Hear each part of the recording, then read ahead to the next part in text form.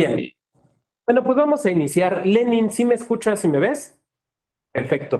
Bueno, pues les agradezco que estén presentes en esta sesión de nuestro diplomado.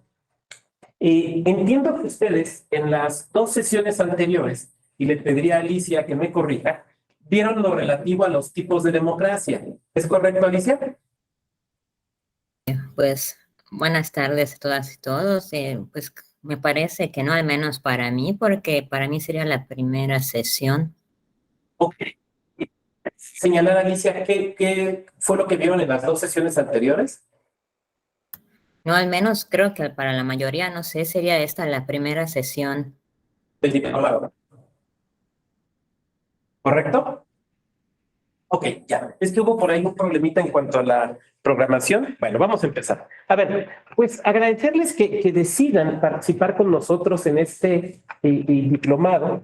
Comentarles que vamos a empezar en este primer módulo haciendo algunas reflexiones acerca de la historia de la democracia en México, que es, digamos, el módulo que me toca abordar con ustedes. Desde luego, pues la verdad es que esto daría no para clases, daría para un diplomado completo. Pero obviamente, bueno, tenemos que ir abordando otros temas y por lo tanto, pues no es posible que lo hagamos así. Así que lo que vamos a hacer es un rápido recorrido histórico acerca de estos conceptos y de esta historia de la democracia en México.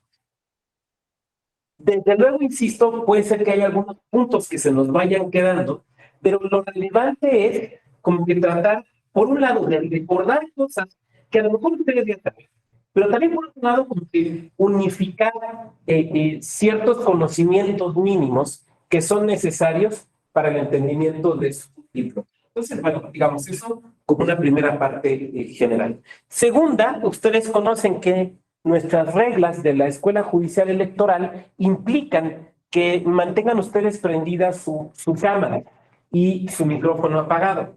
Eh, Alguien de aquí me podría decir, oiga, doctor, pero pues es que estamos en clase, es que estamos trabajando, estamos en las oficinas. Esto se entiende perfectamente y vamos, no hay ningún problema, no hay ningún problema con eso. Lo que sí me parece relevante es que tengan muy claro eso, que la cámara tiene que estar, prendida. ¿Ok?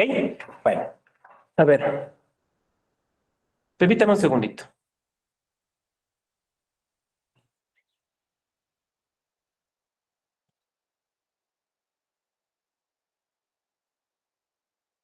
No, perdón, permítame, voy a hacer un ajuste.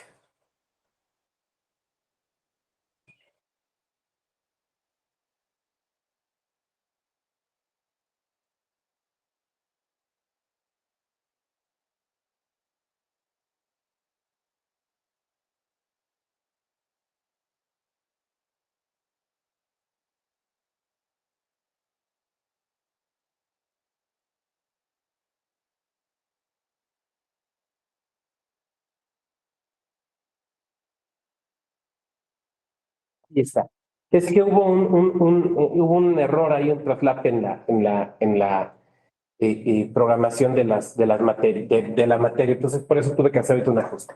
Bueno, decía yo, aquí un elemento que es relevante es que, pues desde luego nos conozcamos con el mayor respeto posible. Quienes ya han tomado clase conmigo, Martín, si no me equivoco, creo que Lenin, ya hemos estado también en alguna otra materia. Yo no tengo problemas si me dicen licenciado, maestro, doctor, como me digan. La gente normalmente me dice vago. Mientras no me digan güey, yo no tengo bronca. Fuera de eso, no tengo ningún problema. De igual manera, trataré de conducirme con ustedes con el máximo respeto. Si de repente se me sale hablarle de tú a alguien y entonces a Martín le digo Martín, le hablo de tú, y él me dice hábleme de usted que no somos iguales, pues yo tomaré cumplidamente observación y lo haré. Lo que quiero señalar es que, bueno, es importante que seamos respetuosos en este salón de clases virtual, ¿no? Eso me parece muy relevante. Segunda, a ver, dentro de este diplomado, que entiendo es nuestro diplomado en democracia deliberativa y participativa, ¿correcto? ¿Verdad? Bien, si es que ahí fue donde hubo un desajuste, pero no hay problema, coordino los dos, no hay bronca, pero parece que hubo un desajuste ahí. Vamos a empezar con una delimitación conceptual. tenemos un problema real. El problema real es que nuestra disciplina o la materia que vamos a trabajar, que es la materia de democracia, tiene distintos conceptos o hay diversas maneras de entenderla. ¿A qué me refiero con esto? Me refiero a que es necesario adjetivar la palabra democracia. Es de esas palabras que si nosotros no las adjetivamos, no vamos a tener claro a qué nos estamos refiriendo. Y entonces alguien de ustedes me va a levantar la mano y me va a decir, oiga, doctor, eso no es cierto.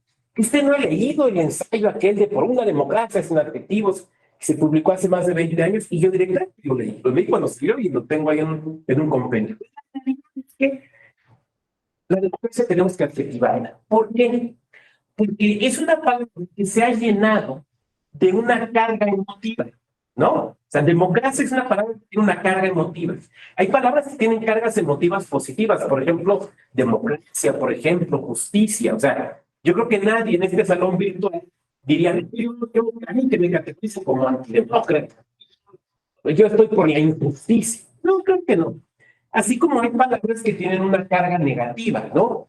Populismo, neoliberal, son palabras que tienen una carga negativa. Cuando la carga emotiva, positiva o negativa de una palabra es tan fuerte, en cierto sentido le hace perder un significado objetivo, porque empieza a apelar más a la emoción que a la razón. Ahora, la realidad es que los conceptos los tenemos que trabajar en buena medida desde una perspectiva eminentemente racional. Por tanto, entonces tenemos que considerar algunos elementos. El primero de ellos es, desde luego, la multivocidad del término o de la palabra democracia, que puede hacer referencia a muchas cosas distintas. Esta es un poco la manera en la que pienso abordarla y ustedes verán que hacia el final de nuestra sesión de hoy iré dejando un espacio para preguntas, comentarios, reflexiones y desde luego se vale que tengan algún comentario o incluso una refutación a algo de lo que yo aquí vaya a decir. Primero, decir que el abordaje que voy a seguir aquí va a ser sí desde una perspectiva histórica, sí desde una perspectiva teórica, pero también desde una perspectiva práctica. Porque hay algo que nos tiene que quedar muy claro. La democracia es política y la política es práctica. La política se hace en el territorio, la política se hace en las calles. Entonces, pues suena muy bonito, ¿no? Pues es que Sartori define la democracia y Bobbio dice, o sea, sí está padre, pues, pero este no es un doctorado, este es un diplomado. Y tenemos que aterrizarlo con cosas prácticas. ¿Por qué razón? Porque el día de mañana que ustedes sean funcionarios, funcionarias electorales, que trabajen en un NOCLE, que trabajen en el tribunal o en alguna instancia electoral, el problema que se van a presentar es, o que se les van a presentar, son problemas prácticos, ¿no? Y entonces el día que el compañero Jonathan, ¿tú dónde estás trabajando? Yo en el PAN, doctor. En el PAN. El día que manden a don Jonathan como representante de su partido ante el INE, ante el OPLE, y entonces Jonathan tenga que revisar, por ejemplo, las fichas técnicas del diseño de las boletas, y Jonathan tenga que hacer una observación. O sea, la observación de Jonathan no va a decir, fíjese que Luigi Ferraioli en sus tomos. No, uno va a decir, es que leí que Margarita Elizondo, no. O sea, digo, todo ese bagaje lo tiene que tener, pero tiene que hacer observaciones prácticas, ¿no? Por ejemplo, Jonathan va a tener que observar si se respetan o no los pantones del PAN. ¿Tú sabes cuál es el pantón del logo del PAN, Jonathan? Pues más o menos, pero así específicamente no. Pero sí, cuando más o te menos. manden de representante, te den los claves del pantón. O sea, lo que quiero decir es que esto es práctico, ¿no? O sea, lo que quiero decir es que esto es práctico. Lenin, ¿dónde trabajas? En Junta Electoral Local, doctor. ¿De INE o de un OPLE? De INE. Y entonces, después, pues Lenin, que es una gente culta y preparada, va avanzando y se lo llevan a la dirección de organización, ¿no? Y entonces tiene que ver cuestiones de nueva cuenta, por ejemplo, del diseño de las actas. Pues, obviamente en las actas, ni modo que ponga ahí cita a pie de práctica, ¿no? Sartori decía, O sea, lo que estoy tratando de decir es que aquí voy a tratar de tener también un abordaje práctico. Segundo, voy a hacer algunas referencias a las iniciativas de reforma legal, que estamos en medio de eso, ¿no? Ni modo que no hagamos referencia. Pero aquí voy a tener que precisar algo. Las observaciones que voy a hacer son puramente técnicas, solamente técnicas, ¿no? No voy a hacer consideraciones de tipo político, porque no me corresponde, en mi humilde carácter de profesor investigador, poderme hacer observaciones de tipo político, sino solamente precisiones técnicas. Ahora, ustedes saben que hablando de la reforma electoral, hay una parte que ya fue aprobada e incluso publicada, ¿no? Me refiero a la Ley General de Comunicación Social y a la Ley de Responsabilidades de los Servidores Públicos. Entonces, ahí hay cosas que ya están aprobadas y publicadas, pero hay una parte de la reforma electoral que ustedes saben que actualmente se encuentra en el Senado, ¿no? Que tiene que ver con la Ley General de Partidos Políticos, la Ley General de Instituciones y Procedimientos Electorales, y que pues eso está pendiente. Pero bueno, hecha esta precisión, sí puede ser que haga a lo largo de nuestra exposición algunas observaciones sobre las mismas, que tengan que ver exclusivamente con el tema que nos trae, que es definiciones de democracia. Entonces, que eso lo podamos ir teniendo claro. La verdad es que nuestro concepto, nuestra palabra, democracia, tiene una historia larga. No me voy a poner aquí a hacer demasiada historia de la democracia. Hay algunos libros que, si me permiten, a ver, no voy a decir recomendar, porque recomendar es así como... No, platicarles que a mí me han servido. A lo mejor alguno de ustedes lo revisa y dice, hacer algunas observaciones. Hay un libro que se llama Historia de la Democracia, de John King, publicado justamente por el Instituto Nacional Electoral y por el Fondo de Cultura Económica. Es un muy buen libro, tiene cosas interesantes, algunas polémicas, pero que vale la pena, ¿no? Sartori y Bobbio tienen por ahí cosas que también son interesantes. En todo caso, ya el origen de la palabra nos empieza a decir algo. Demos y kratos. O sea, demos la idea de pueblo y kratos, poder o gobierno. Por eso el tratado del Retiro, ¿no? Ahora, aquí tenemos que ser cuidadosos con el uso de las palabras, porque una cosa es que las palabras tengan un determinado origen y otra cosa muy distinta es que el origen de la palabra sea su destino, ¿no? Hay palabras cuyo sentido ha cambiado a lo largo del tiempo. Permítanme poner un ejemplo. Supongan que yo en este momento les dijera que la fábrica de este edificio es de concreto. Ustedes probablemente dirían,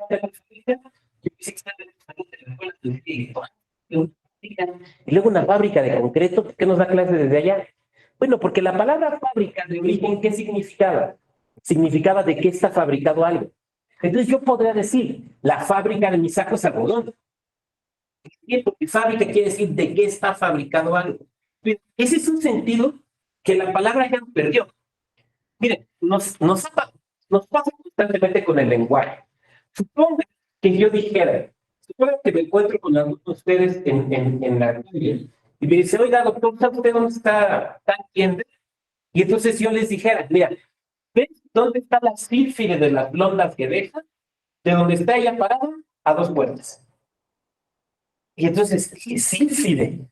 ¿Qué es blondas? ¿Qué es guedejas? Son palabras que ya no se usan. Sílfide era una forma poética de referirse a la mujer. Blonda es güero. Guedejas es chino. O sea, en lugar de decir, mira, ¿ves dónde está la mujer, la güera china? De ahí 2 puertas. Me solté con un lenguaje del siglo XIX, la de las blondas guedejas. Entonces, las palabras van cambiando. Tenemos muchos ejemplos jurídicos. Matrimonio, ¿no?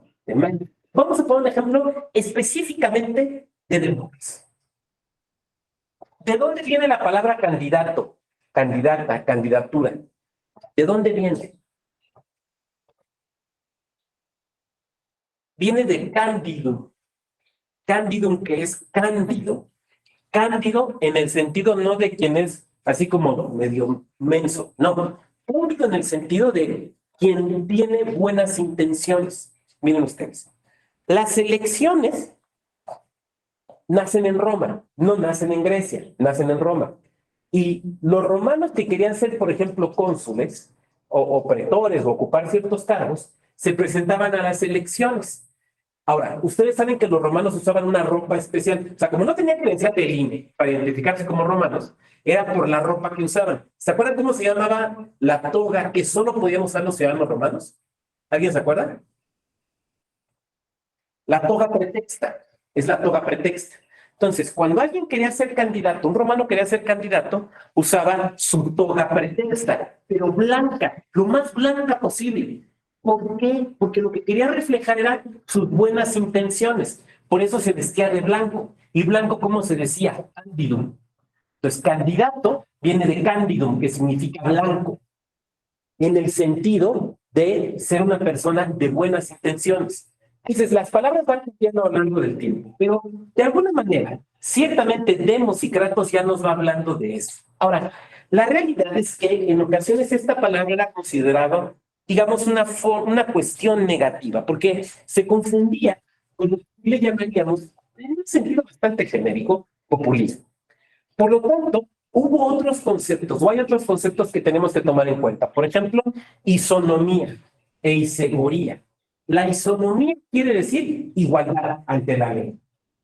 Y es una palabra también griega, y significaba que los ciudadanos eran iguales frente a la ley. Por eso, por ejemplo, fíjense qué interesante. Por eso las elecciones no nacen con los viejos. Los viejos consideraban de mal gusto que alguien levantara la mano en una asamblea y dijera, díganme a mí.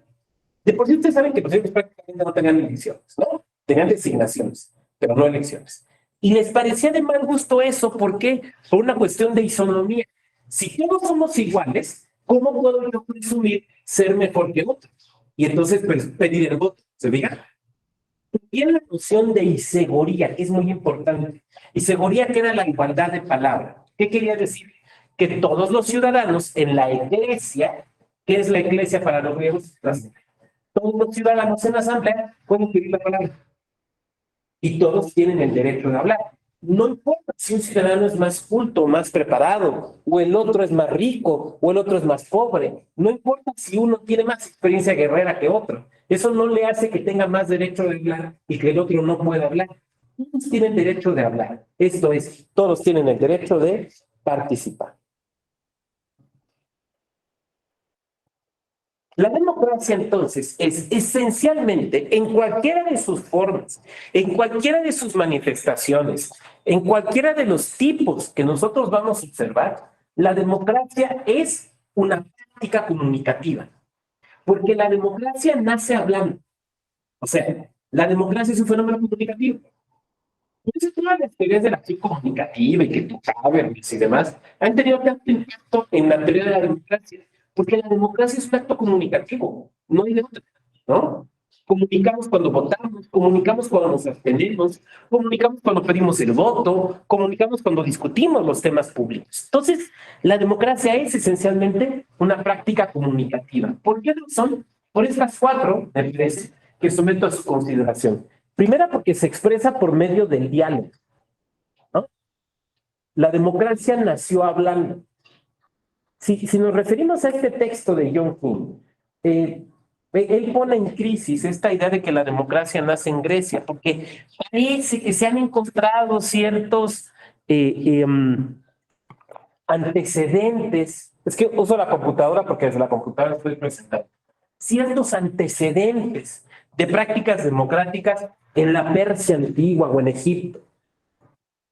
Pero no hay total certeza. Pero en todo caso lo que sabemos es que la democracia nació hablando. La democracia nació en las asambleas. No hay de otra. Esto funciona de esa manera. Segunda, que implica un respeto hacia las personas. ¿Por qué? Porque la democracia implica igualdad. ¿No? No hay democracia sin igualdad. O sea, cuando pensamos en un ciudadano, una ciudadana, un voto, de lo que estamos hablando es de igualdad. Cuando decimos que todas y todos podemos opinar en la democracia, de lo que estamos hablando es de la igualdad. Entonces, la democracia implica respeto por las personas. ¿Por qué? Porque somos iguales, ¿no? Y al ser iguales, entonces, de ahí deriva necesariamente esta idea de un respeto por las personas. Ahora bien, ya veremos que esto a veces, digamos, entra en conflicto con la noción de ciudadanía. Segunda, respeto por la razón. A ver, la democracia, particularmente en alguna de sus modalidades, que es la democracia deliberativa, que la vamos a ver, parte del título de su diplomado, implica el respeto por la razón. ¿Qué es el respeto por la razón? Entender que las otras personas pueden tener opiniones distintas. Que el que tengan opiniones distintas no les hace menos ciudadanas, menos ciudadanos, ni menos dignas de respeto. Pero además, que eso nos exige a nosotros, en tanto ciudadanas o ciudadanos, nos exige una apertura a la escucha del otro, a la escucha de las razones que nos va o que nos puede exponer la otra persona, que, como he escrito en alguna ocasión, puede tener el mal gusto de convencernos, pero a veces sucede. Y por último, que contiene la idea de construir un espacio común. Entre las múltiples manifestaciones que tiene la democracia está la de servir para gestionar los conflictos de gobierno, ¿no? Y en ese sentido, entonces, eso implica justamente la construcción de un espacio común, porque no se podría dar de otra manera. ¿Cómo gestionamos ese espacio común? Pues mediante el diálogo. Se trabó esto. A ver, permítame un segundito. Voy a volver a presentar, es que se trabó. A veces la tecnología nos juega algunas malas pasadas. Ahí está. Por tanto, la democracia, que todavía no hemos definido, es muchas cosas al mismo tiempo. Se puede entender como una forma de gobierno, ¿no? Y entonces podemos hablar de democracias y autocracias, o democracias y gobiernos totalitarios, ¿no? Pero también es una forma de organizar el poder político, sobre todo desde la visión de la democracia como límite, particularmente presente en mecanismos de democracia participativa. Es una forma de control también del pueblo sobre quienes gobiernan. Será muy evidente para ustedes, por ejemplo, que el ejemplo típico sería ¿cuál? Una figura democrática que se convierte en un mecanismo de control respecto de quienes gobiernan. ¿Cuál? Pues la revocación de mandato, ¿no? O sea, la revocación de mandato que implica decir, ya no quiero que nos gobiernes porque no lo estás haciendo bien. Por último, es la transformación del pueblo objeto en pueblo sujeto. Esto es muy importante, muy importante. En la antigüedad, en Grecia, por ejemplo, esto es muy claro. Ser ciudadano implica, más que derechos, implica obligaciones. Ser ciudadano griego es estar obligado a servir en el ejército. Ser ciudadano griego es estar obligado a asistir a la asamblea, a la iglesia. Ser ciudadano griego es estar obligado a desempeñar aquellos cargos políticos para los cuales sea designado en suerte por la iglesia. Entonces, en realidad ser ciudadano griego no es propiamente una canonjía, sino más bien una carga. O sea, la persona es objeto del derecho, objeto del gobierno, objeto de lo que después llamaríamos Estado. En la época medieval clarísimamente es así, ¿no? O sea, las personas no son sujetas de derecho, son objetos de obligaciones con el señor feudal, con el papa, con el obispo, con el rey, con el emperador. Pero realmente con Dios, realmente lo que tiene son obligaciones. Es con el nacimiento del Estado moderno y particularmente de la democracia cuando las personas dejamos de ser objetos y nos convertimos en sujetos de derecho, pero además en sujetos que determinan la voluntad del Estado. ¿Por qué determinan la voluntad del Estado? Porque somos quienes tomamos las decisiones, ¿no? En democracia. Se supone que somos los ciudadanos, somos las ciudadanas quienes decidimos quiénes nos gobiernan, quienes tomamos algunas decisiones de políticas públicas y legislativas de manera inmediata o colaboramos en la toma de decisiones por parte de los órganos de gobierno. Como deben ver entonces, y todavía sin entrar a la definición de qué carambas es democracia, tenemos distintos niveles o distintas funciones que cumple la noción de democracia. Esto simplemente es para puntualizada, ¿no?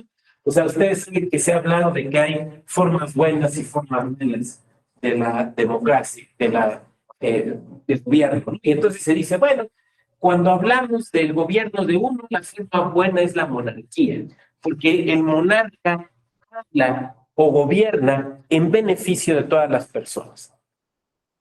No se los muestro porque no lo tengo aquí en la oficina, lo tengo en la casa. Mi casa, que es su casa, no les digo dónde está porque capaz de que llegan y no estoy listo para recibirlos. Pero un libro interesantísimo que se llama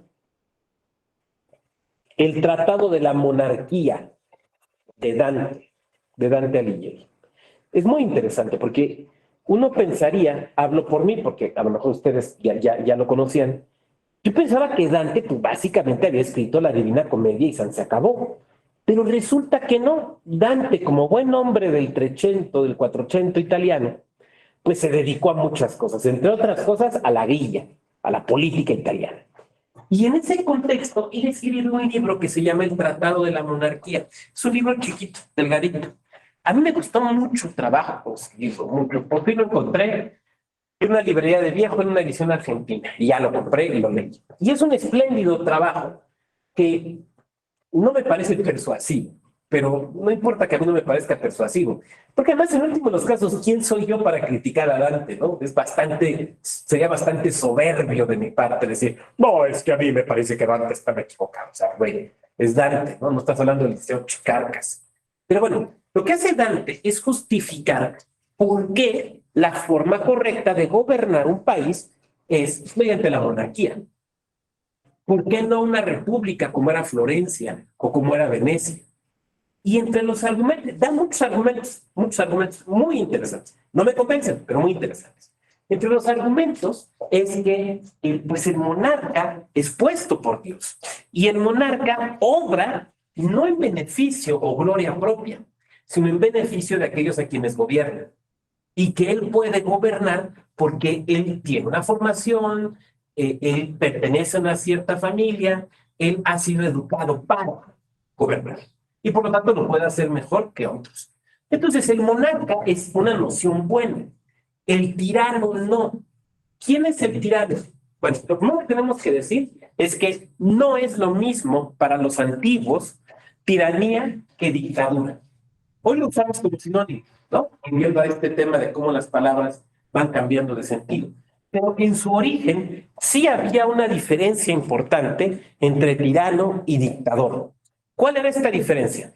¿Quién nos puede recordar la diferencia entre tirano y dictador en la antigüedad? Por ¿De ejemplo, dónde tirano... provenían? Ay, perdón. Yo decía que de dónde provenían, ¿no? Uno proviene de la elección, digamos, y el otro es impuesto, si lo recuerdo bien.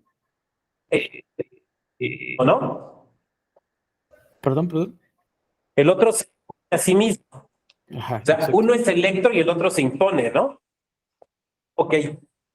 ¿Cuál y cuál? Tirano es el que es electo y el dictador es el que se impone.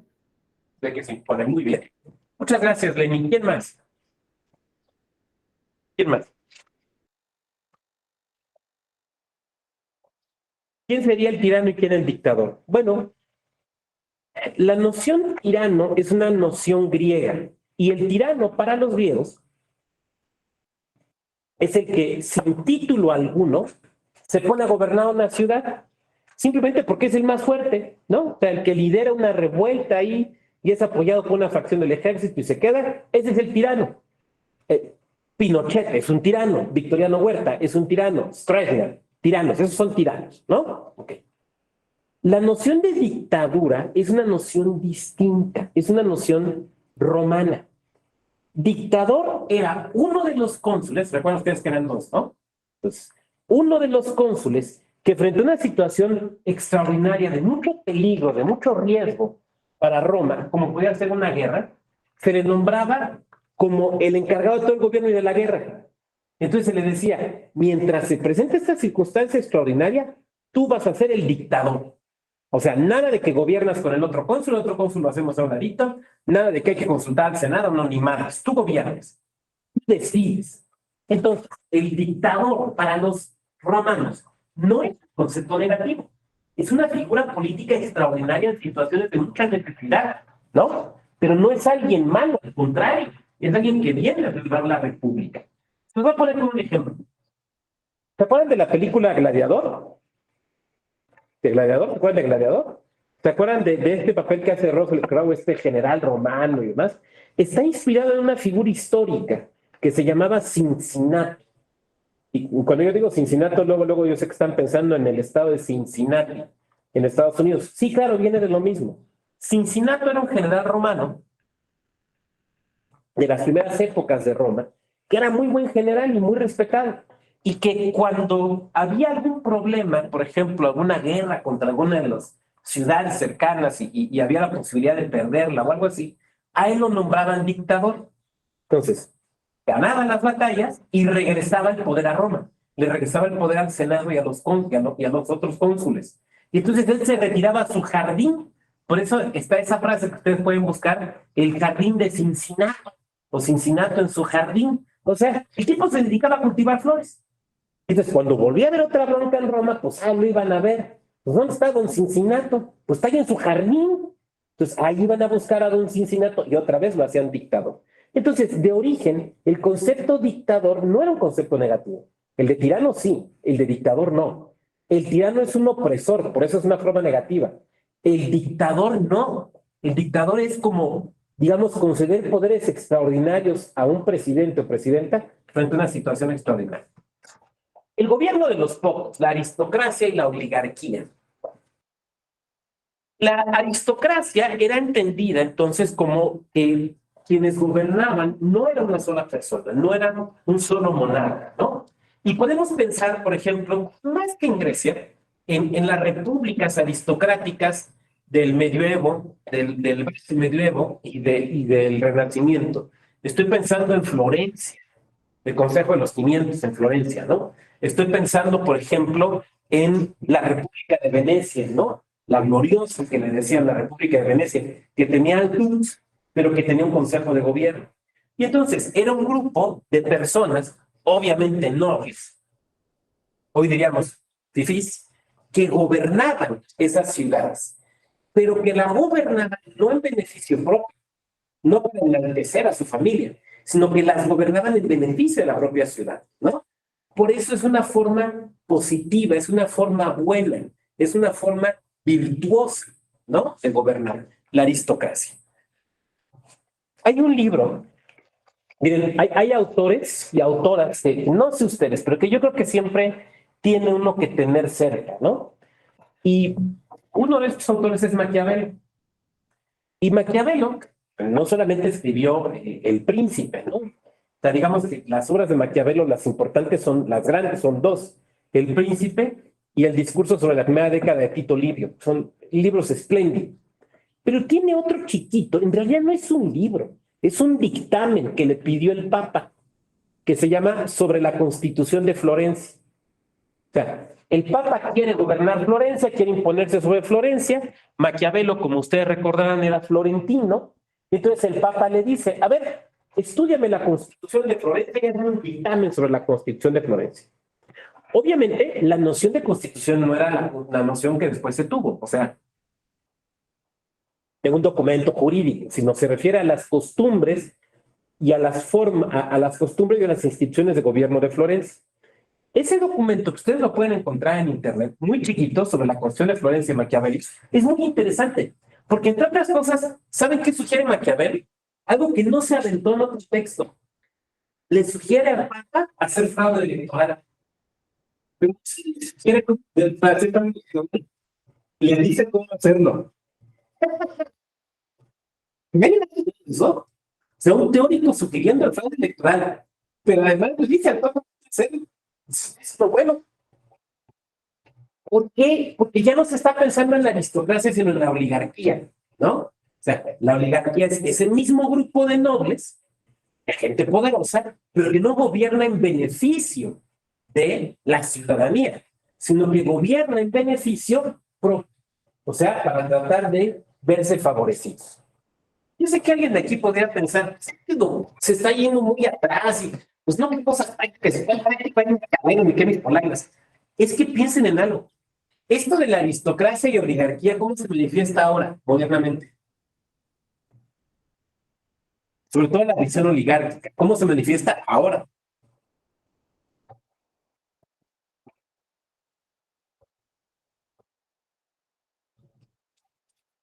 ¿Cómo se le empezó a llamar desde la época de Carlos Salinas?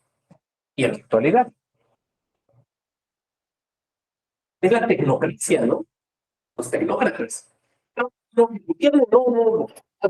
Es que yo como no, ¿cuál? Que el pueblo opine, no, que el pueblo no opine, el pueblo no sabe, no, pues mire, este señor debe dar sus títulos y esta señora da su currículum, ellos deben de, no las de el pueblo que no opine.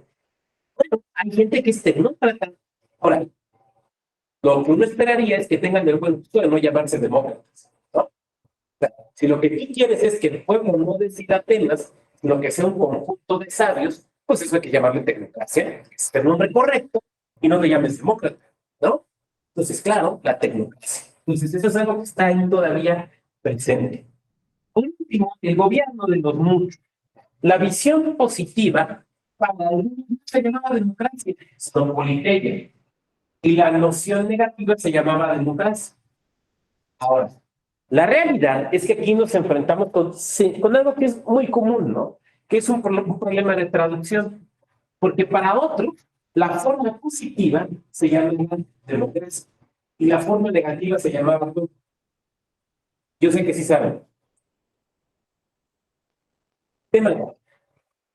Entonces, para otras plumas, democracia es la forma positiva y demagogia es la forma negativa.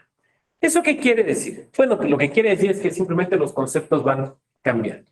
Y democracia como forma positiva o politeia implicaba el gobierno de las mayorías, pero no solo en beneficio propio, sino en beneficio de toda la polis, de todo el Estado.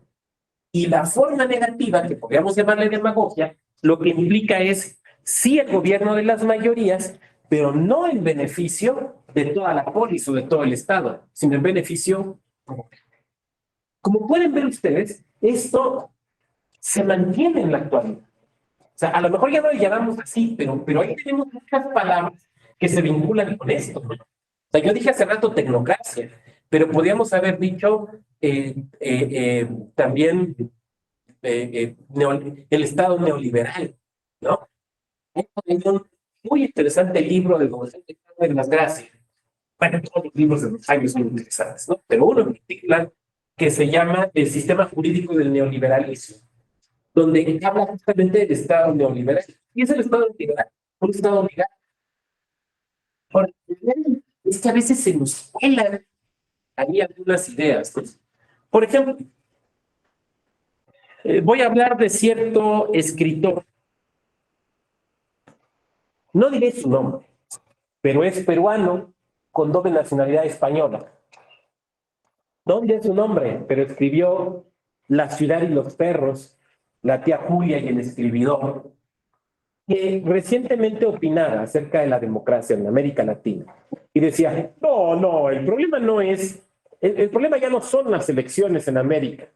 Se ve que nunca puedes una casilla, pero bueno. El problema ya no son las elecciones en América. El problema es que la gente escoja bien. Entonces yo, voy a sacar la cámara. ¿Por qué ese escritor, Nobel, nos puede decir cómo votar? Eso rompe la igualdad, eso rompe la isegoría, eso rompe la isonomía. Cada uno de nosotros decidimos cómo votar. Entonces, Alicia a lo mejor toma un criterio distinto del que toma Lenin, del que toma Pepino, del que tomo yo. Y eso quiere decir que estemos más por el que tome Jonathan. No, creo que no. Pero ¿quién en democracia? ¿Quién puede decir, yo tengo mayor autoridad moral, entonces yo te digo? Es que eso no es democracia. Eso no es ser demócrata. Eso es ser aristócrata. Ahora, no hay nunca. Salgamos del closet democrático. No nos gusta la democracia, reconozcamos como aristócratas. tampoco es que haya mucho problema. Además, vas a tener muy buenos compañeros. Platón, ¿no? Platón tira la disciplina de no estoy diciendo ahí que yo Platón, te puede decir que como tú eres platónica, no te debe gobernar. Oh, bueno, lo que no se vale, creo yo, es que digas, soy demócrata, pero mi gobierno no sabe, porque mi gobierno no puede decidir, bueno, papá, entonces no eres demócrata. O sea, no eres demócrata. Por eso, fíjense, a pesar de que estas son categorías que nos pueden parecer muy antiguas, siguen siendo útiles, ¿no? Lo que pasa es que los términos a veces van cambiando, pero la realidad es que nos siguen siendo útiles. Bueno, esto simplemente es para remarcar lo que decía yo hace un momento acerca de la idea de si la democracia era buena o era mala. Aquí tenemos a don Cicerón, a quien me place. Los romanos no pensaban propiamente en términos de democracia. Sí, sí me siguen oyendo aunque me muero. Se entrecorta un poco. Entonces me voy a mover menos. Pero ahora estamos estrenando esto y es la primera vez que me toca en esta aula, entonces estoy tratando de ajustar. Bueno, ¿aquí me escuchan bien? Perfecto. Cicerón. A ver, Cicerón, de repente empezamos a tener como un gran orador. Sí, o sea, era un gran orador, pero antes que nada es un político. Y también, digamos, hoy diríamos es una especie de politólogo de la época romana. Y el pensamiento de Cicerón es muy interesante para conocer el pensamiento político clásico de los romanos. Entonces tendríamos que decir lo siguiente. Por cierto, si hablo más lento, ¿se escucha mejor? Ok, porque tiendo a hablar rápido. Voy a bajar las velocidades. Los romanos no pensaban en términos de democracia. Y en esto se parecen a los americanos del siglo XVIII, ¿eh? Los romanos pensaban en república. Ellos no se definían como una democracia. Tan es así que el concepto democracia es un concepto totalmente griego, ¿no? Lo mencionaba yo al inicio de mi peroración del día de hoy. Es un concepto totalmente griego, que los romanos propiamente no tradujeron, porque no les resultaba útil. Acordémonos de algo. Los griegos eran bastante especulativos, pero los romanos son muy prácticos. Entonces, si el concepto no les servía a los romanos, pues la verdad es que no iban a estarlo utilizando. Ellos hablaban de república, de res pública. ¿Qué es la república? Bueno, es aquello que tiene que ver con el gobierno de Roma, ¿no? Ahora, en particular Cicerón, pero digamos, lo cito porque él digamos, es un pensamiento representativo. En particular, Cicerón criticaba al concepto de democracia griego por las mismas razones que probablemente cierto escritor famoso el día de hoy suscribiría. Dice, es que ¿cómo es posible que los griegos permitan que participe, que tenga el mismo peso el voto de un hombre culto y preparado que el de otro que no? ¿Por qué va a pesar igual el voto del sabio que el voto del campesino? ¿Por qué va a pesar igual el voto del estadista, que además ya los condujo en una guerra, que el voto del señor que es artesano? No. Eso es un error.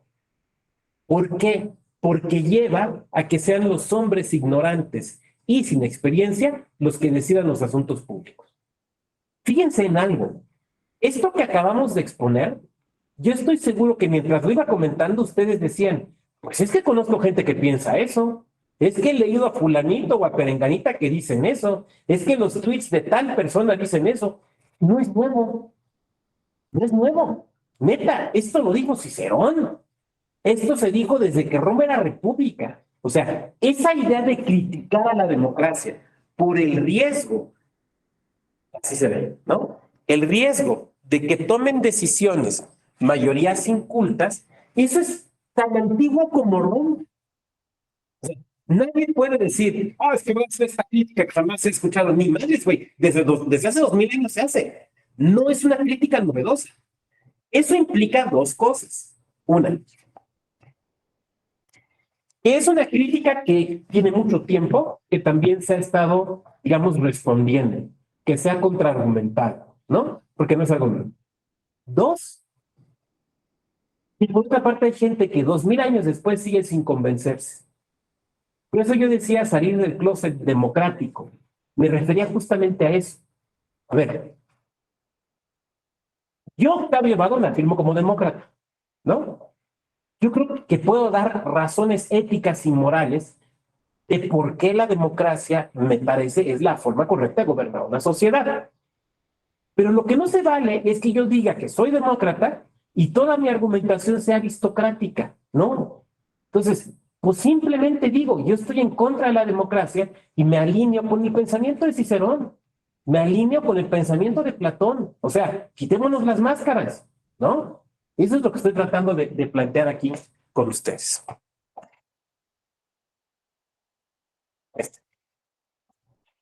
Miren, no se los voy a leer, pero aquí les pongo un ejemplo.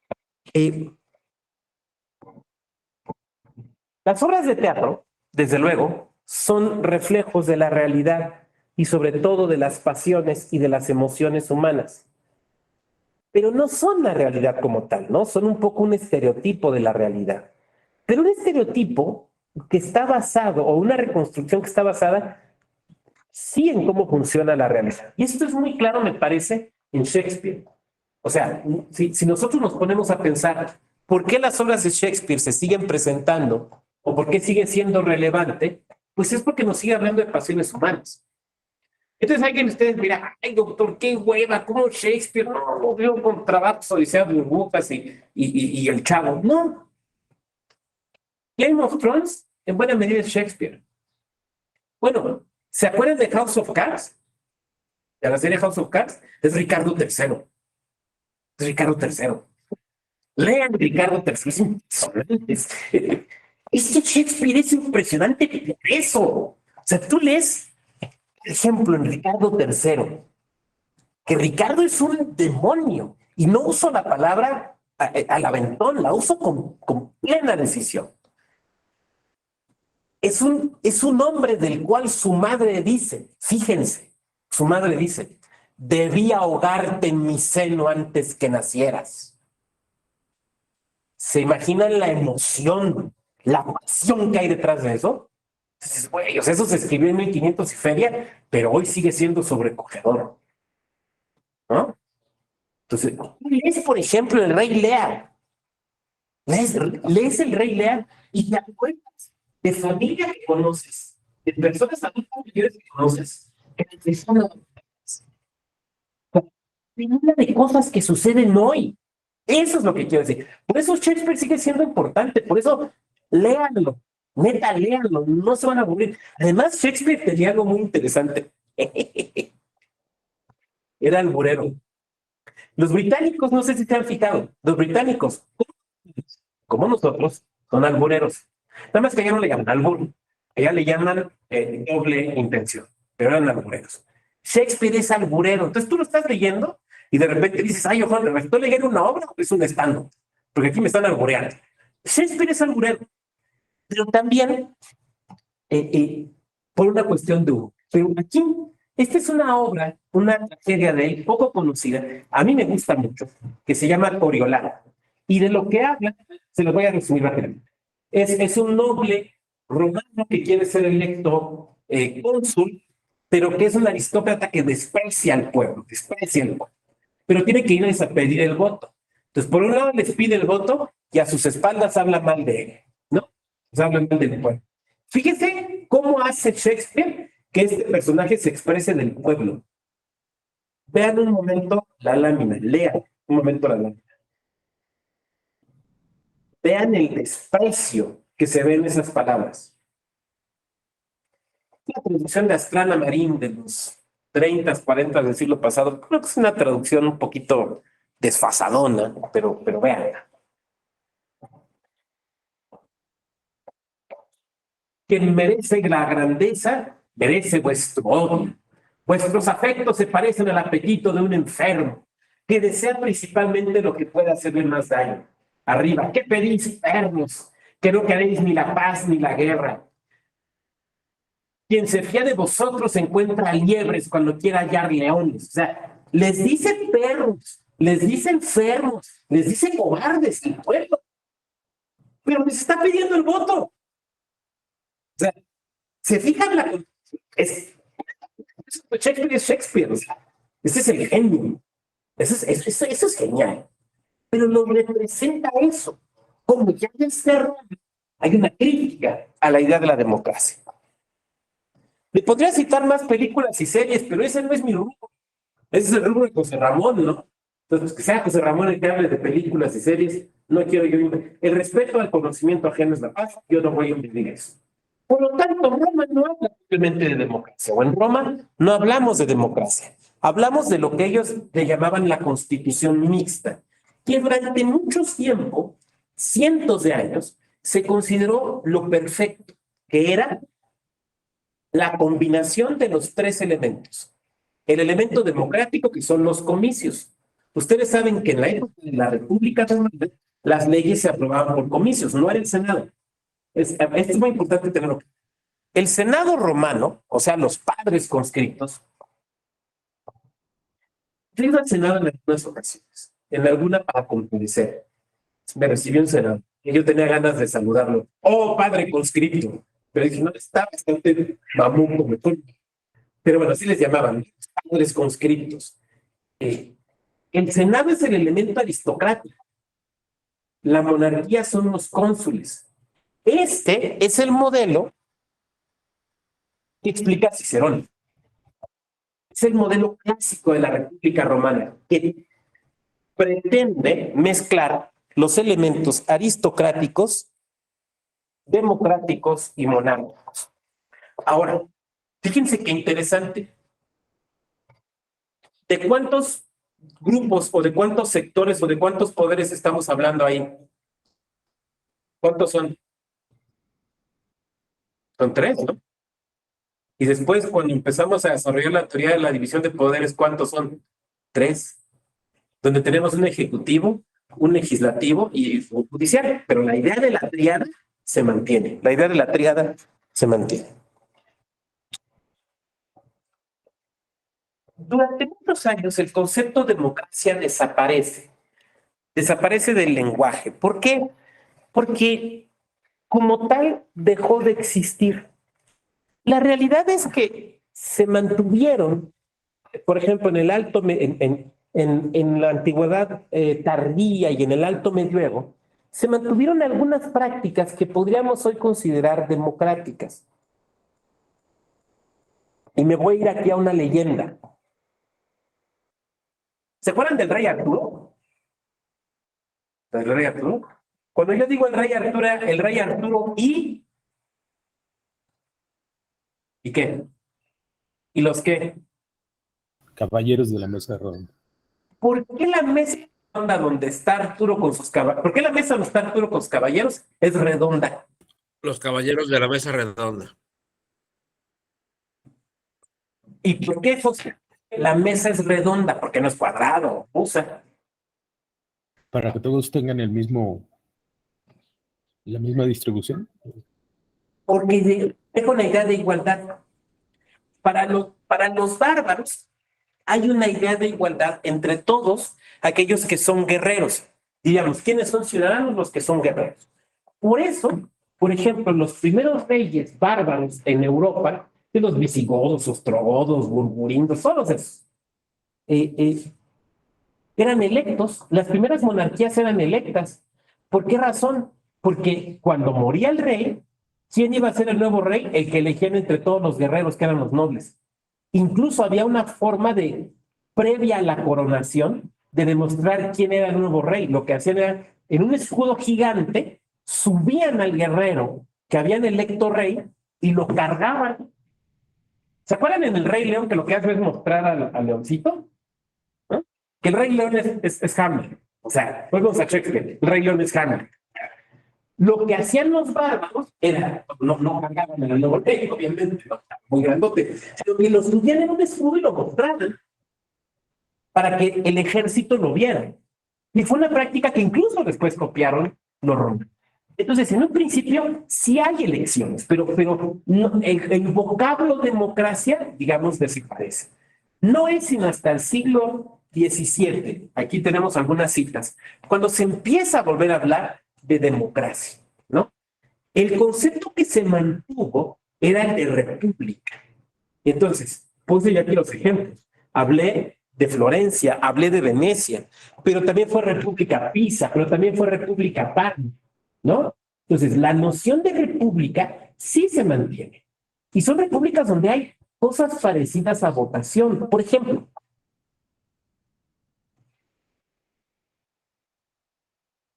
como estamos de la historia de nuestro sistema político, a lo mejor estemos tentados o tentadas a pensar que la compra del voto se inventó en México.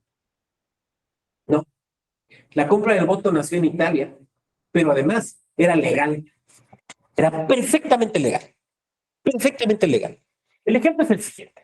Tienen unas elecciones en Florencia o en Venecia para nombrar de nueva cuenta al consejo, ¿no?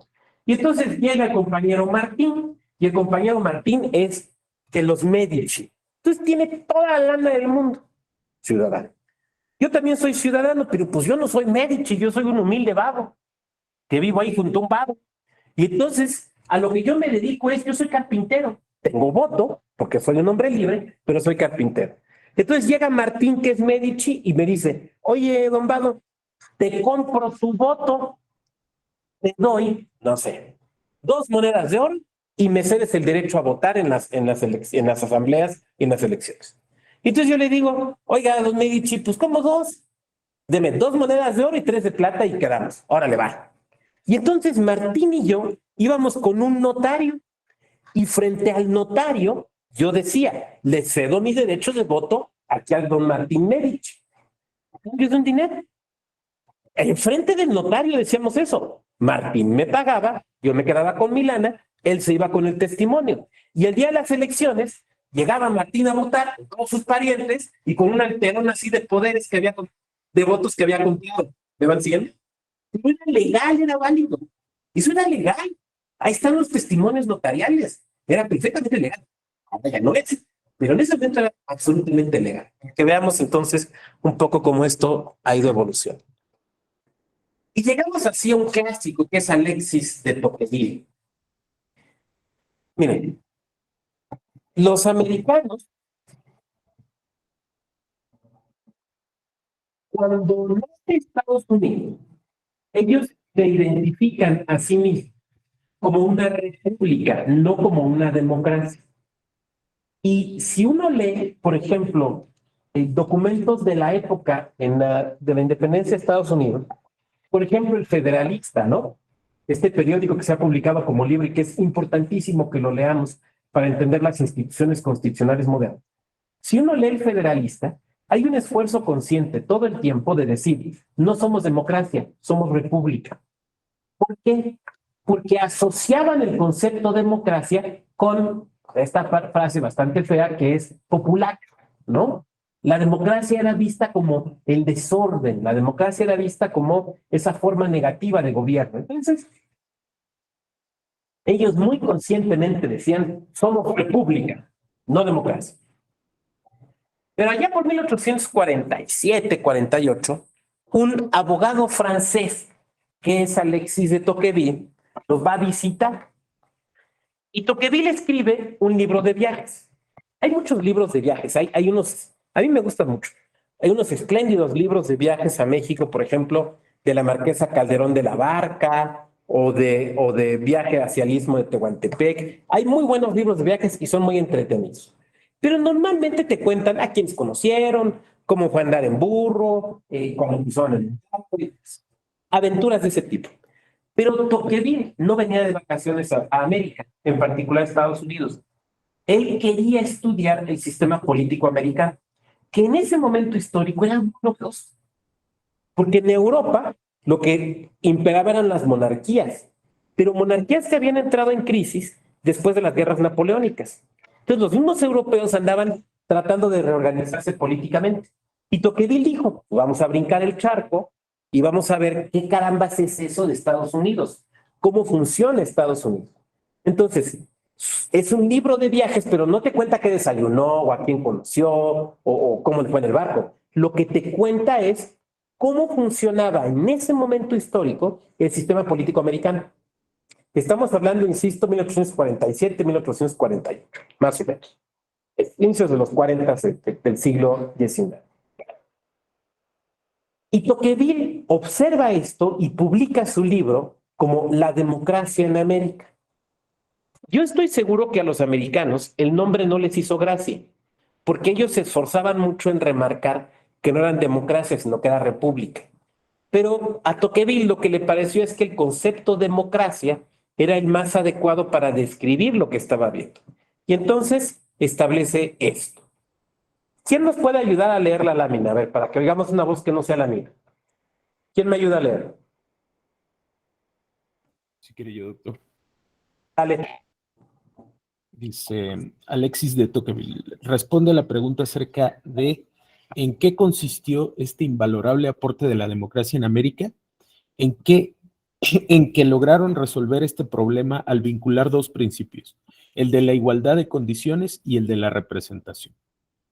Tocqueville duda de la capacidad del pueblo para acertar en la selección de las mejores personas para hacerse cargo del gobierno y elogia la elección indirecta como el método para conseguir que lleguen las mentes más ilustres a los altos cargos.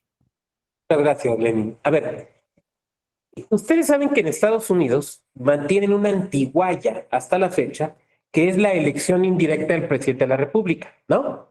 Esto se ha dicho mucho y sabemos que no es una elección directa. Pero cuando Tocqueville escribe, muchos otros cargos eran de elección indirecta, como el Senado, y algunos de elección directa, como la Cámara de Representantes. Entonces Tocqueville cuenta esto. Esto que les voy a decir, prácticamente lo estoy citando de memoria. Lo he visto lo he leído tantas veces que ya me lo sé de memoria. En ese momento histórico, el Congreso americano está en el mismo edificio. De un lado del pasillo está el Senado y del otro la Cámara de Representantes. Esto es importante para lo que voy a hablar, ¿no? Entonces dice Tocqueville, cuando uno entra a la Cámara de Representantes, es sorprendente la cantidad de nimiedades y de naderías que ve uno ahí. En vano, dice, en vano se esfuerza la mirada en encontrar a alguien que recuerde la ilustración reciente. No se ven estadistas, se ven comerciantes bajos, abogados de pueblo, así dice, no son mis palabras, son las de Tocqueville, abogados de pueblo y gente que no es brillante. Pero cruza en el pasillo y entra al Senado y ahí sí, encuentra uno a los grandes estadistas, ahí sí, encuentra uno a los grandes políticos que perfectamente podrían brillar en cualquier asamblea europea. Entonces dice Tocqueville, ¿cuál es la diferencia? ¿Por qué en una asamblea son puras nulidades y gente de mediana para abajo y en la otra puro padre de la patria? ¿Cuál es la diferencia? Y dice Tocqueville, el método de elección. Cuando el pueblo elige directamente, que es la elección de la Cámara de Representantes, pues se deja llevar por las pasiones, por quien habla más bonito y no medita. Pero cuando la elección es indirecta, entonces hay filtros que mejoran la decisión popular. Y entonces tenemos al Senado. Aquí sí, los grandes generales, los grandes abogados. Acá, diría Tocqueville, los abogados de pueblo. Como pueden ver, es una visión, sí, de la democracia, pero una visión elitista, ¿no? La democracia en el finales del siglo XVIII, inicios del siglo XIX, es esencialmente una democracia elitista que se manifiesta claramente en la forma o en el tipo de voto. ¿Cuál es el voto que existe en aquella época? El voto censitario. Es el voto censitario. ¿Quién nos puede recordar? Seguramente aquí hay quien lo sabe. ¿Qué es el voto censitario? ¿Quién nos lo recuerda? El voto censitario es aquel donde solamente pueden votar las personas que conocen el idioma, que tienen cierta formación académica y cierta capacidad económica. Y solo ellos pueden votar. Por eso es censitario, porque tu voto depende del censo. El censo es donde manifestabas tus capacidades económicas. El derecho al voto en el siglo XVIII y siglo XIX, no solo en Estados Unidos, no solo en Europa, también en América Latina, lo cual quiere decir también en México, es un voto eminentemente censitario. ¿Quiénes pueden votar? Los que tienen lana. Además, para aspirar a cargos, tenías que tener más ingresos. Por ejemplo, para ser diputado local en México, ciertos ingresos. Gober, más ingresos. Diputado, más ingresos. Senador, más ingresos. Presidente, a la presidencia de la República solamente podían aspirar los ricos. Los ricos, y los ricos realmente ricos. ¿Por qué? Porque el voto era censitario. ¿Eso es democrático? Si nosotros viviéramos, diría que sí, que eso es democrático. La realidad es que hoy, desde luego, no lo consideraríamos así. Lenin, déjame avanzar un poquito más y con gusto te doy la palabra, no me bajes la manita. Por lo tanto, en la historia de la democracia se ha visto a partir de estas ideas, ¿no? O digamos, el equilibrio o la búsqueda de, primero, la ampliación del derecho al voto, tanto en su sentido activo como pasivo. O sea, pasar de la democracia censitaria, pasar del voto censitario a el voto universal. Dos, ¿cómo conseguir que cada vez más aumente el número, no el número, sino la participación del pueblo en la toma de decisiones, o sea, participativa y deliberativa? Tres, el respeto a los derechos humanos, ¿no? Sobre todo a partir de la segunda posguerra. También es así que hay ciertas visiones de la democracia que lo que hacen es considerar como el elemento más importante a los derechos humanos. El ejemplo claro es Ferraioli, ¿no? O sea, toda la teoría de la democracia, su teoría de la democracia, Luigi Ferraioli, descansa en la idea de que la legitimidad de la democracia no está en la votación mayoritaria, sino en el respeto a los derechos humanos. Pero por último, ¿cómo conseguir la gobernabilidad? Esto último es todo un tema. A ver, yo me podría referir a ejemplos como la Tercera República Francesa y la República de Weimar, Perú. Este último punto es Perú, ¿no? A ver, en los últimos 7, 8 años, ¿cuántos presidentes ha tenido Perú? ¿Cuánto duran los presidentes de Perú? Y hay elecciones, pero vienen destituciones, vienen problemas, lo acabamos de ver. Evidentemente, hay un problema de gobernabilidad, ¿no?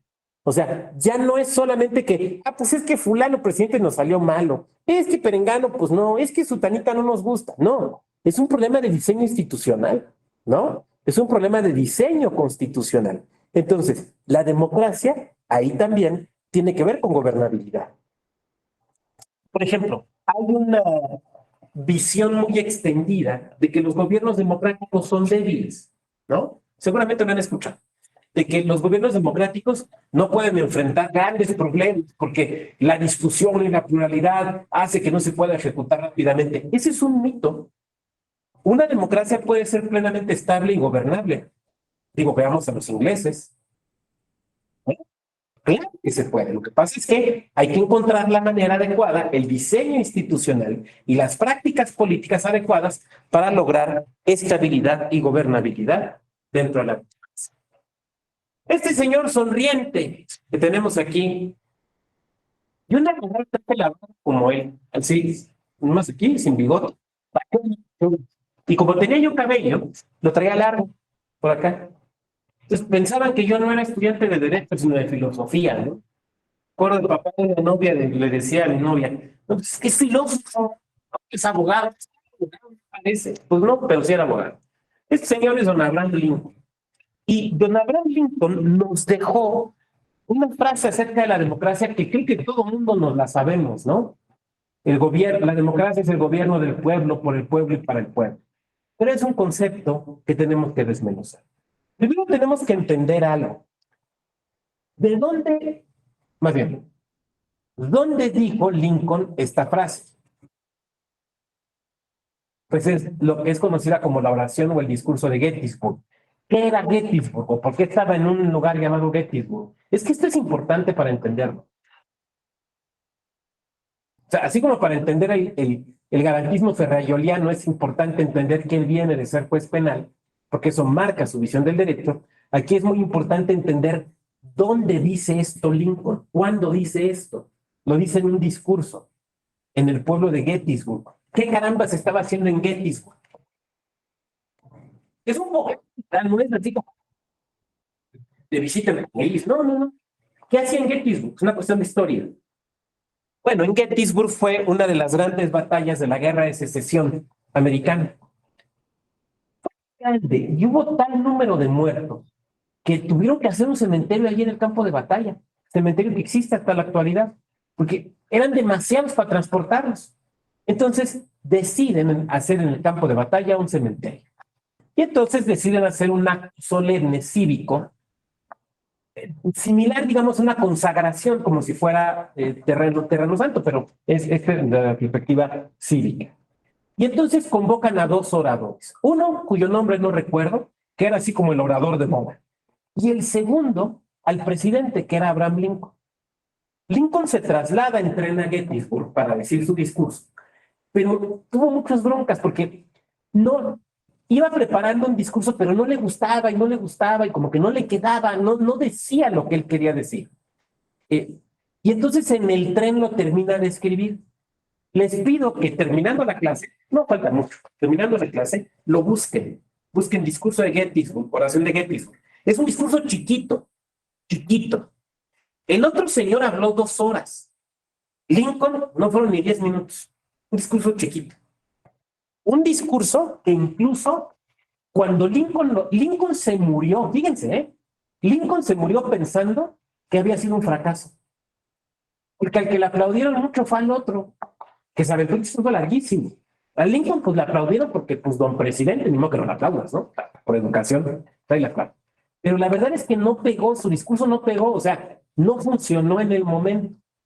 Pero ahora ya no nos acordamos del nombre de López Cabrón, nos acordamos de Lincoln y nos acordamos de lo que dijo. Y quiero que observemos algo. Fíjense la frase. La democracia es el gobierno del pueblo, por el pueblo y para el pueblo. ¿Se fijan? Si tú redactaras eso en un documento, vamos a suponer que estuvieras aquí estudiando en la escuela policial, me tuvieras que entregar y me entregas el trabajo y me repites en menos de 2 líneas 3 veces la palabra pueblo, te lo voy a regresar porque está mal hecho, ¿no? ¿Estamos de acuerdo? Pero es un discurso. Lincoln era un gran orador, lo cual quiere decir que era un gran retórico. Y sabía que hay un truco, una herramienta en la retórica, que es la repetición. La repetición hace que una frase suene bien y se grabe. Es que fíjate, la voy a decir como orador. La democracia es el gobierno del pueblo, por el pueblo y para el pueblo. ¿Te digas que queda bien? Pero es una frase que queda bien dicha, no queda bien escrita. Otros grandes oradores usan ese recurso. El ejemplo es Churchill, a quien admiro tanto que lo tengo aquí tatuado. Cuando Winston Churchill habla de la famosa batalla de Londres, esto es, cuando los nazis intentan vencer al Reino Unido, destruyendo con bombardeos a Londres, es la Real Fuerza Aérea Británica la que los defiende y que a la postre gana. Y entonces, Churchill, para honrar a los pilotos, dice en un discurso en el Parlamento británico: nunca tantos le debieron tanto a tan pocos. Pero se fijan que de nueva cuenta está la repetición. Tantos, tanto, tan pocos. ¿Se fijan? Es un ejercicio retórico. Lincoln, cuando dice esto, no es un teórico, ¿no? No es Bobbio, no es Sartori, no es un teórico. Es un político diciendo un discurso político utilizando un elemento retórico. Él no quiso dar una definición de democracia, porque esa no es una definición de democracia. Pero ustedes lo saben. Bueno, estoy asumiendo que todas y todos en este salón virtual fueron a la preparatoria. Se acordarán cuáles son los elementos de una definición aristotélica. Género próximo y diferencia específica. ¿Dónde está el género próximo? ¿Dónde está la diferencia específica? La definición es muy mala. Y cuando digo esto, no le estoy faltando el respeto a la memoria de don Abraham Lincoln. Lejos de mi ánimo cometer ese acto de soberbia. Lo que estoy diciendo es que Lincoln no estaba escribiendo un tratado, estaba diciendo un discurso. Por lo tanto, su arte no es la definición, su arte es la retórica. Pero la frase está tan buena, la frase está tan bonita que pegó. Y entonces, algo que no es una definición, La usamos como definición. ¿Se fijan? Y eso oculta la realidad de la palabra. Porque hay muchos elementos ahí que no están claros. Vamos. La democracia es el gobierno. ¿Qué es gobernar? Del pueblo. ¿Quién es pueblo? ¿Quién es pueblo? Pueblo es todos los ciudadanos. Pueblo es toda la población. Por ejemplo, cuando Lincoln dice esta frase, las mujeres no son pueblo. ¿Quién es pueblo? Pero con otra. Yo estoy seguro que varias de ustedes en este salón virtual, la palabra pueblo no les gusta. Entonces, pueblo, pueblo, ¿no? Mejor hablemos de ciudadanía. ¿Cuándo? El pueblo es un sujeto histórico, es un sujeto sociológico, es una categoría de análisis. Y pueblo es un concepto que debemos utilizar en el derecho, pero nos genera urticaria, ¿no? Algunos. Bueno, porque pueblo es una populismo. Entonces, uy, el populismo, como, uy, el neoliberalismo. Bueno. Entonces, tenemos que ser cuidadosos. Lo que Lincoln nos dejó fue una metáfora. Lo que Lincoln nos dejó fue una muy bella frase retórica, que no tenemos por qué echar en el baúl del olvido. No, desde luego que no. Pero que no es una definición. Y lo cual nos debe llevar a entender que existen distintos conceptos, distintos tipos de democracia. Es que quiero mostrarles una imagen. Según yo está por aquí. No.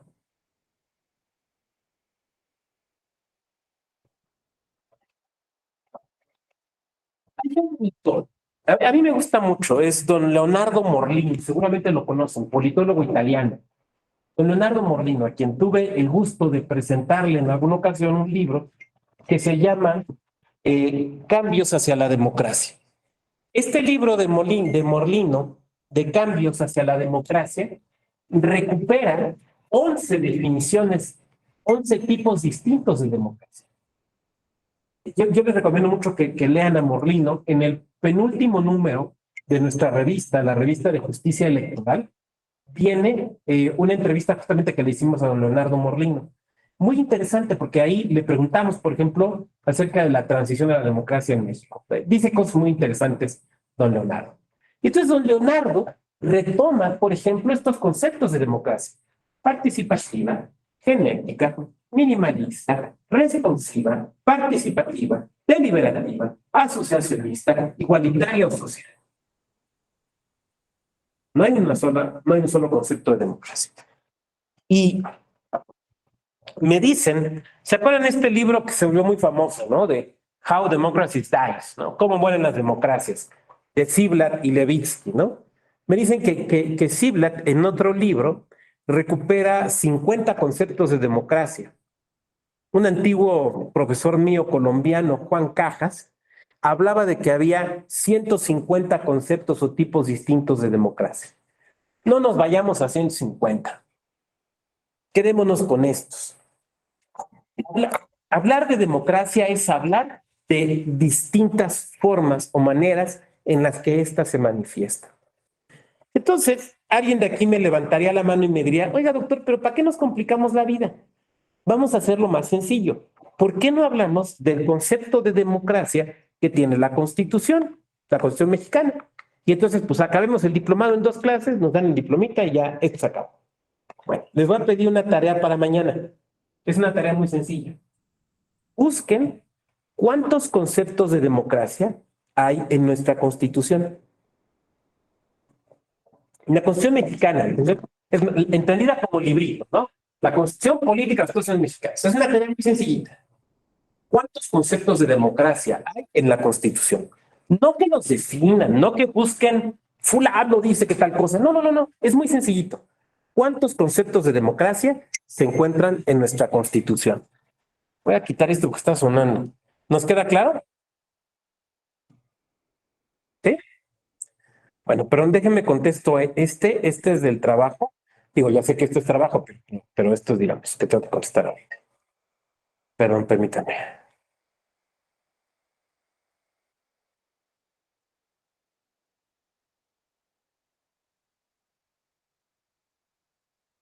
Es que la próxima semana salgo a dar capacitación y entonces me están pidiendo que decida un tema de la transportación. Entonces ya contesté.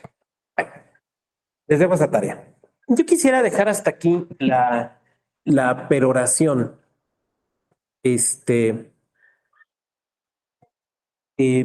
Para pasar a la siguiente etapa de nuestra sesión de hoy, que serían las preguntas, los planteamientos, los comentarios que ustedes quieran hacer, que creo que pueden ser muy interesantes y que nos podrían servir para confrontar lo que he venido diciendo, para precisarlo, para refutarlo o para poner algún ejemplo que a ustedes les parezca adecuado. Entonces, si quieren empezar, creo que Lenin había levantado la mano.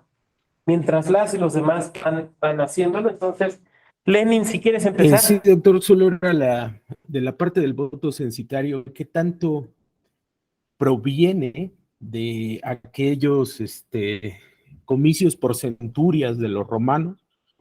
En esta idea de que se hacía el censo económico, ¿no? Y solo los que tenían más haces podían votar y eran denominados de primera clase.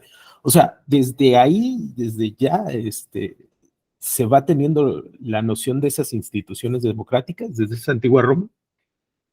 Es muy interesante lo que comentas, Lenin, porque al día de hoy hemos desvinculado la noción del censo de la cuestión impositiva, pero originalmente el censo estaba vinculado con lo impositivo. Curiosamente, esto nos lleva a hablar de Jesús, ¿no? Del Jesús histórico.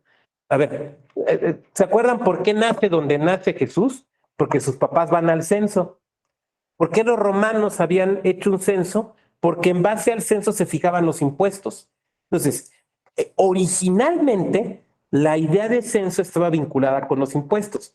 Yo sé que el día de hoy no. Yo tuve la suerte, les voy a platicar algo personal, pero que tiene que ver con la clase, desde luego. Yo tuve la suerte de ser censor en el INEGI, o sea, yo anduve en la calle censando. Miren, les voy a decir una cosa. Si han tenido ustedes la experiencia de trabajar en la calle, eso es fundamental. Y llévenlo a sus trabajos actuales. Si no la han tenido y en algún momento la tienen, tómenla. Te da una expertise, una experiencia y una sensibilidad que el trabajo solo de escritorio no te da. Bueno, el día de hoy el censo está desvinculado de la cuestión fiscal. O sea, no pagas más o menos impuestos por lo que tú manifiestas en el censo. Pero originalmente sí.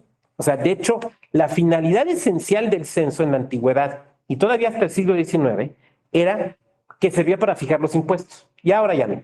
Bueno, por eso se decía democracia censitaria, porque tú manifestabas en el censo cuánto ganabas, tu educación, tu formación, y a partir de eso se determinaba si tú eras ciudadano o no. Miren, les voy a plantear un ejercicio que ustedes si quieren, esto es si quieren lo pueden hacer.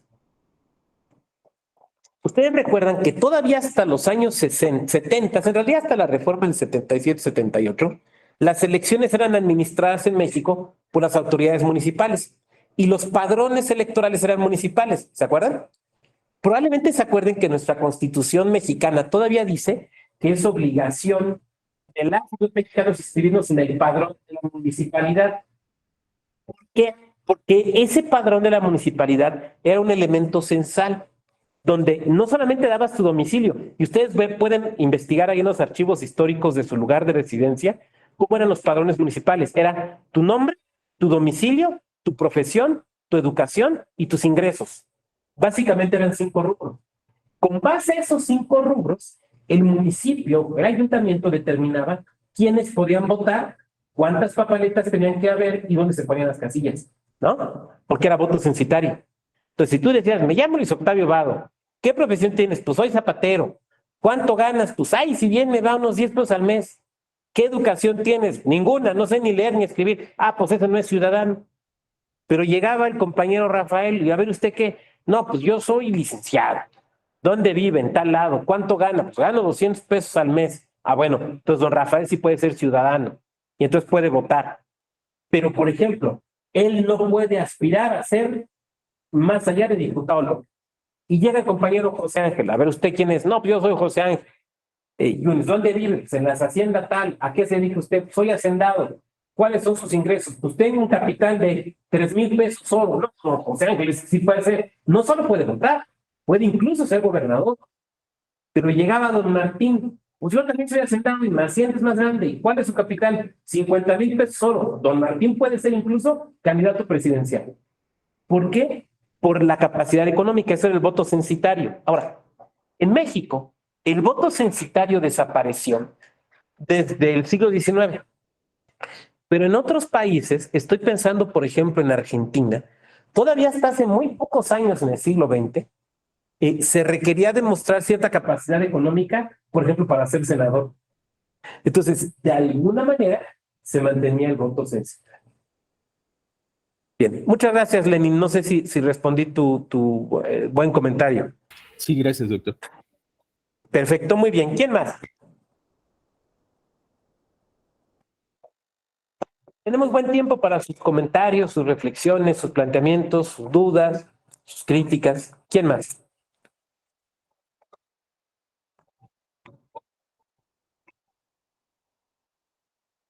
¿Nadie?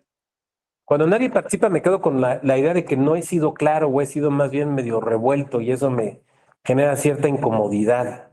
O he sido aburrido, lo cual es un gravísimo pecado siendo profesor, ¿no? El que aburre. Es como el abogado que no es capaz de darse a entender, pues es mal abogado, ¿no? El profesor que aburre, pues. A ver, ¿no hay más comentarios? Bueno, yo quisiera que nos quedáramos con esto de la sesión de hoy para la de mañana. Que sí es cierto, o sea, la democracia vincula de alguna manera las ideas de pueblo, o si pueblo no.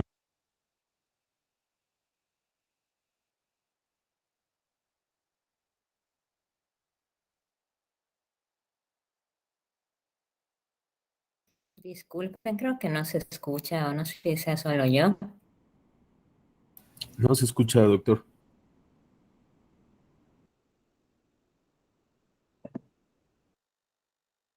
¿Ya me escuchan ahí?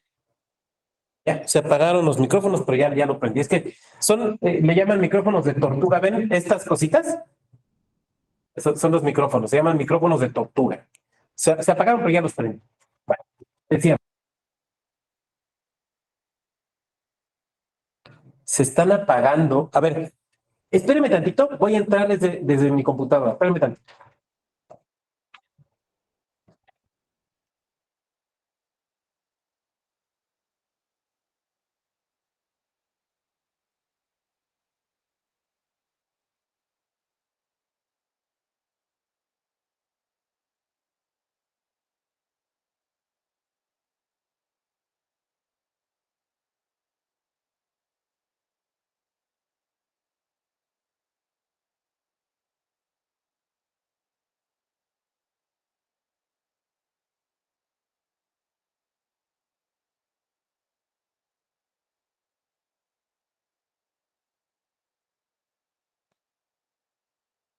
Por favor.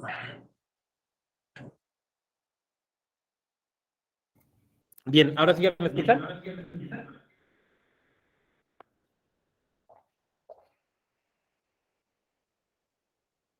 Ya, para que no se oiga con eco.